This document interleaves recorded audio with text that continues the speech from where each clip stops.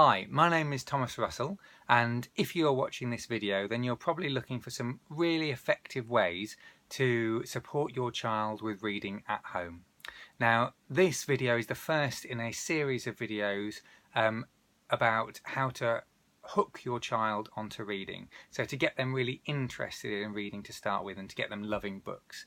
So this is the first, so getting them hooked on reading is the first way really to have effective reading lessons, because once they're really excited about it, then their focus is going to be so much more, they're going to enjoy things so much more, so that all their lessons following from this will be a lot easier because they're really into it. So this is the first kind of step to really accelerate reading progress, to get them really into it. Now I have been a primary school teacher for the last 8 years. For the last 5 years I've been a parent to 2 girls, now aged obviously 5 and 1. And the first thing that I'm going to talk to you about is choice. So let's talk a little bit about choosing books. Now I imagine that at home there's lots of things that you're doing already, and I imagine you probably read to your children, and I imagine there are some times, or maybe a lot of the time, when they choose books for you. Now what I'm particularly talking about now is building up the skill of choice, so that not only can your child choose a book for you to read to them, but that they can choose a book that's appropriate for them to read to you. Now that is, I think, a really fantastic goal, a really wonderful thing to do, and something that is going to give long-term benefits, but it's going to take a long time.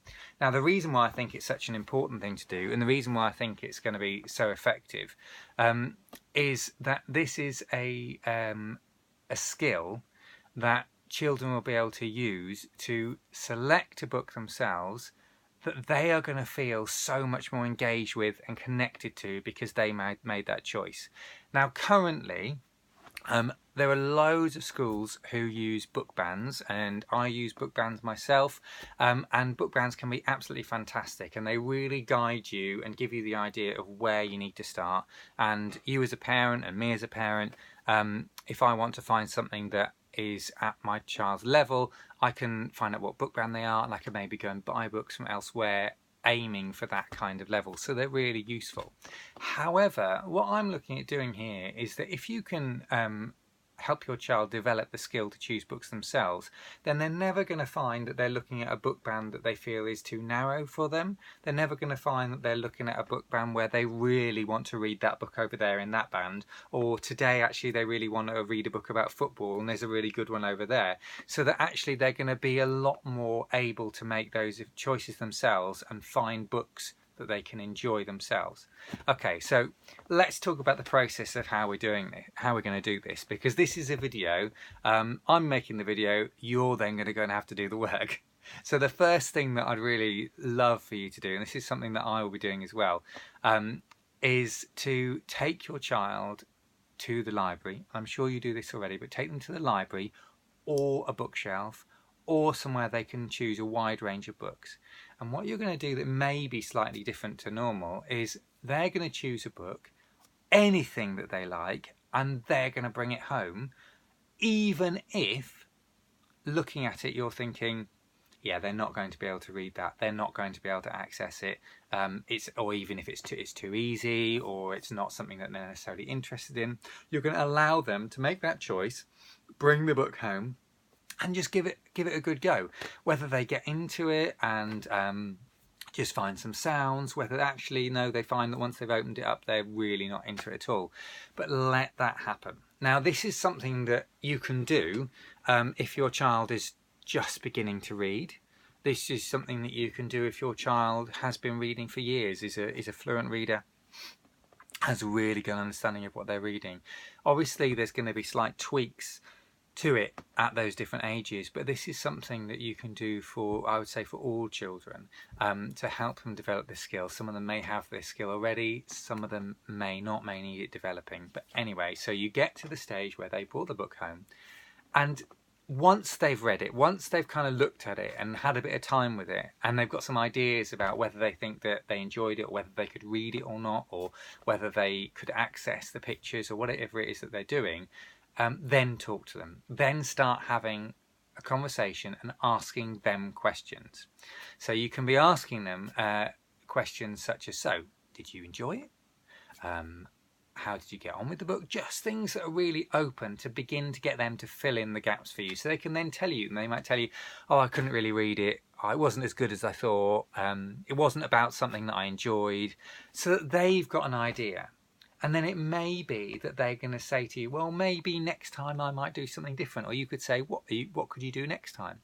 Now, if possible, try and take them back to the library the next day or as soon as possible, so that they've got those things fresh in their head about what they might do next time. And then just run the process again. So they go choose another book, but with those things in their head about what happened last time. And you can probably guess what's going to happen. You're just going to keep repeating this process over and over again, so that they keep going back to the library, they keep trying a different book. Now, I'm just going to pause there for a second, and I'm going to take you sideways to something so that we can think about realistically where we're going with this. Now, think about yourself. Think about, as an adult, how we choose books and how successful we are, because I know that I might go to a bookshelf, I might go to a bookshop or a library, I might look at the spines of the books, I might think about some recommendations that someone has given to me, I may, just sort of like go for certain sections in the library. There are lots of different things that I might be doing to narrow it down to start with. Then I might look at the blurb on the back, I might read it, I might flick inside. There's loads of things that I can do, but I still can't guarantee that when I get home and I start reading that book, that I may be bored halfway through. It may not be something that I'm interested in. I may not like the style of writing. There may be many reasons why I may struggle on with it, or I may stop. And I might not finish it, I might not read it.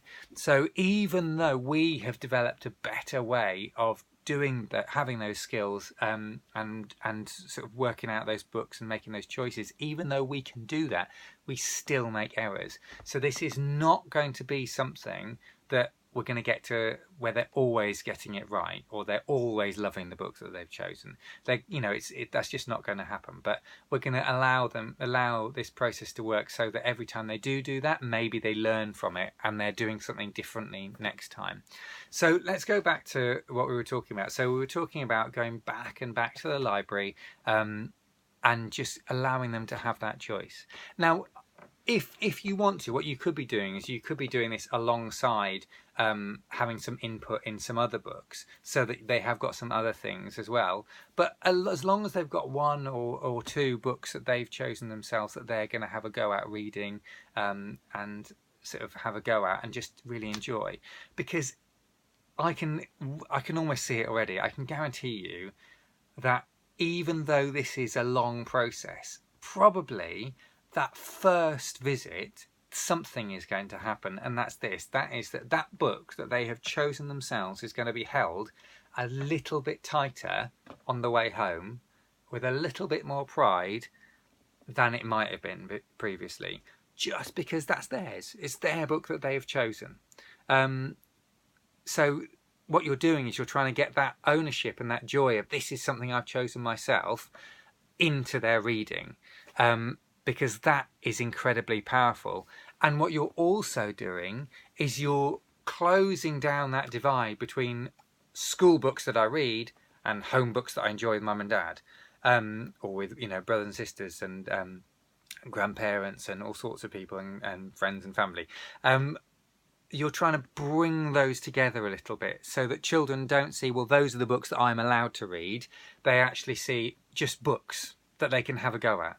Now, I'm going to very quickly touch on phonics just a little bit before we finish, just in case you're worrying at this point. Well, my child has learnt these sounds and is just focusing on this particular area, so that they're not going to be able to access anything else. Well, that's but part of the discovery for the children is they're going to find out whether they can manage something or not. Feel free to give them little reminders while they're doing things about, well, if you did struggle with it, just have a little look for some of the sounds. Do you find any sounds that you recognise? Is there anything you can do?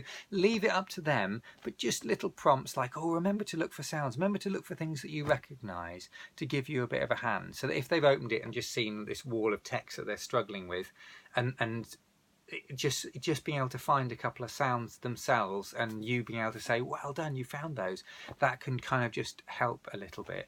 But also, if you need to later on, if they're doing really well but they come to some sounds that they just haven't learned yet, just help them out with it. They're still learning the sounds that they need to. If they've got one that you just need to say, oh, well, that word, actually, that's quite a tricky word, and you can say it like this. Give them a word, help them if you need to. But the choice of the books, leave that down to them, and just see how you get on, because then what you're going to be doing is you're going to find that you may open up a wider range of books that they can read and that they can choose from, that they really, really want to read. So it can be absolutely fantastic. Now, obviously, you clearly know what your task is. It's going to be taking children to the library. So please let me hear about it. I'd love to hear how it goes. So let me know in the comments below, please, or go to my blog, which is www.howtogrowAbookworm.com.